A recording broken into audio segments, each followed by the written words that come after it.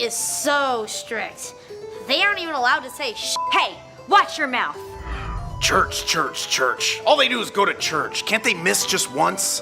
They won't go to the movie because they say there's bad stuff in it. What is wrong with them? We know people make fun of our family, but we can't worry about what people think. We're more concerned about what God thinks. Well, hey everybody at all of our life churches, network churches, and those of you from countries all over the world at Church Online. Today we're wrapping up our series called Bless This Home. I'm so glad to have all of you with us. If maybe you missed the other weeks, let me tell you what we're doing. We're actually looking at the teaching of Jesus in Matthew chapter 5 in a little section that we call the Beatitudes, where Jesus gave us 8 different qualities of those who would be blessed. And although Jesus was talking to everybody, what we're doing for the purpose of this series is we're applying his teaching to our homes. Bless this home. Because the reality is, if you look around today at so many homes where we live, most people wouldn't say, man, they're really blessed. They've got a blessed marriage. Their kids are blessed. And so what we're doing is we're asking God to teach us to live according to his word so that he would bless our homes. If you're taking notes, let me give you kind of the key thought that we've been looking at every single week. It's kind of a paradigm shift about how we think about faith in our families. If you're taking notes or if you know this, let's go ahead and say it aloud. What are we not? All of our churches, I need everybody to help out. What are we not? We are not just a Christian home, but what are we? We are a Christ-centered family. Everybody, all of our churches, you all in Albany, New York, let's say it aloud. What are we not? We are not just a Christian home. What are we? We are a Christ-centered family. Now, some of you may be new and you're saying, what's the difference? What's the difference between a Christian home and a Christ-centered family? Unfortunately today, the word Christian doesn't mean what it used to mean. In fact, where I live, to be a Christian is almost a default decision. There are tons and tons and tons of people who, if you said, hey, what are you when it comes to faith? They'd be like, well, I guess I'm a Christian.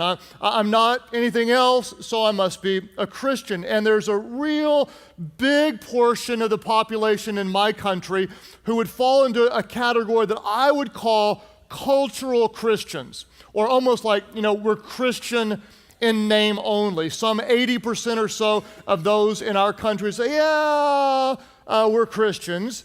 If you looked on their families and you didn't know what they said, and you said, are they Christians? You might go, I'm not sure. I don't know. There's no evidence to tell me they are. There's not really, I just don't know.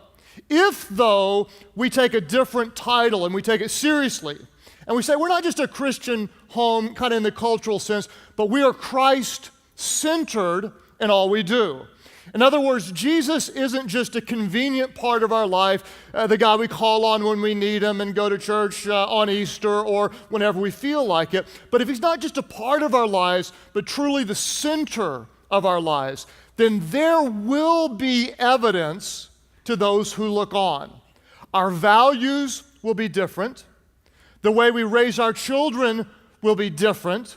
The way we use our resources, our time and our money, it will be different. The way we treat people will be different because Jesus isn't just a part of our lives, but he is our lives. We are Christ-centered in what we do. Now, our key thought for today, if you're taking notes, is this. You ready for some fun? Here it is. If you are a Christ-centered family, you will be persecuted. Well, fantastic. That's what I came to hear today. A little uplifting message to make me feel good. I can tell I'm going to love this one. But it's true, okay? If you are a Christ-centered family, what you need to understand is that people will mock you, make fun of you, and ridicule you, or worse, because that's what happens when you are Christ-centered. And I don't know how it will play for your family, but it plays in all different ways for my family. One of the times was really funny to me. Years ago when we moved into our last neighborhood, the neighborhood association threw a big party and said everybody can come. And so we were really excited. We thought we'll go meet some new people. We'll make some new friends. And so we came to the party, and there was a guy that I started talking to. He was really friendly. He was telling me about his kids, and I was telling him about my kids. And he said, man, he goes, these parties, they're usually a lot more fun than this one's going to be. Like, why isn't this one going to be fun? He said, well, usually we have a big keg, and we all get bleepity-bleep drunk, and it's bleepity-bleep fun. I'm like going, oh, well, why is this one different? He said, well, word on the street is there's this bleepity-bleep preacher's family who moved into the neighborhood, and so there is going to be no keg. I'm like, that sounds fun to me. I don't know. I mean, like, whatever you do. And so we talked for a little while longer. He said, by the way, what do you do for a living? I said, well, to be honest with you, I ruin keg parties for a living. That's what I do. And it got kind of awkward for a minute, and then we started being nice again. So anyway, you will be persecuted. If you go back to week number 1, what did we talk about? Blessed are those who hunger and thirst for righteousness, for they will be filled. If you are hungering and thirsting for righteousness in an unrighteous world, people are going to laugh at you. They're going to mock you. Week 2, blessed are the pure in heart, and you will see God. If you're trying to live with a pure heart in a world that idolizes impurity, people are going to mock you. Week 3, blessed are the peacemakers, for they'll be called children of God. If someone strikes you on one cheek and you turn the other cheek, if you go the extra mile, if you forgive that which seems unforgivable, many people don't have a category for that. You're weird. You're a doormat. That's stupid. What's wrong with you? They will mock you. And Jesus said very, very clearly in the 8th and final beatitude, he said in Matthew 5, verse 10, blessed are those who what? Say it aloud. Blessed are those who are persecuted because of righteousness, for theirs is the kingdom of heaven. Now here's what he said, and this sounds very, very unusual to us. Blessed are you when people insult you, when they persecute you, when they say falsely all kinds of evil against you because of me.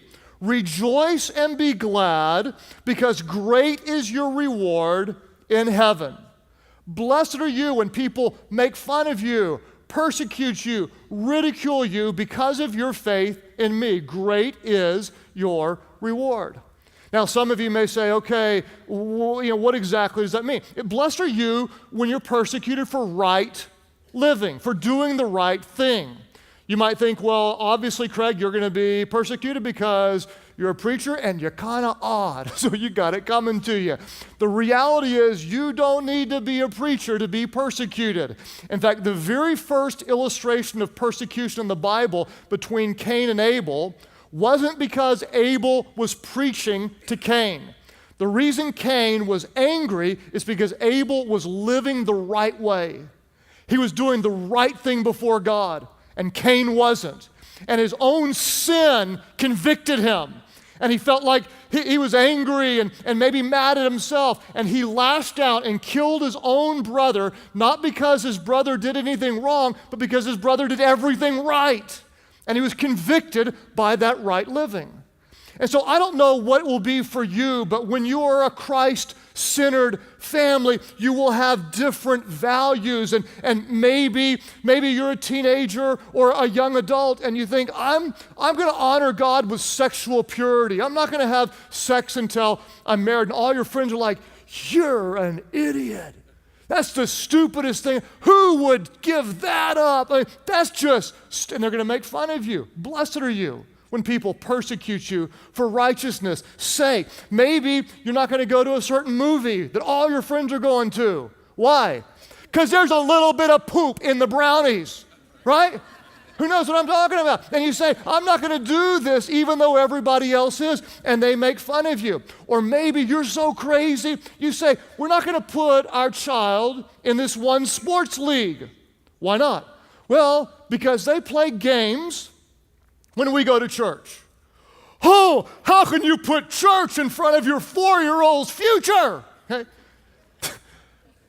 Maybe church is a better investment in your 4-year-old's future, and let him make fun of you. Maybe you're seeking God and trying to serve God, and things aren't going right in your life. And people say, where's God now? Where's God now? Why aren't things going right in your life? And you recognize that things may not be going right in your life because you're doing something wrong, but they may not be going right in your life because you're doing what's right.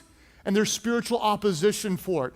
If you are a Christ-centered family, you will be persecuted for your faith.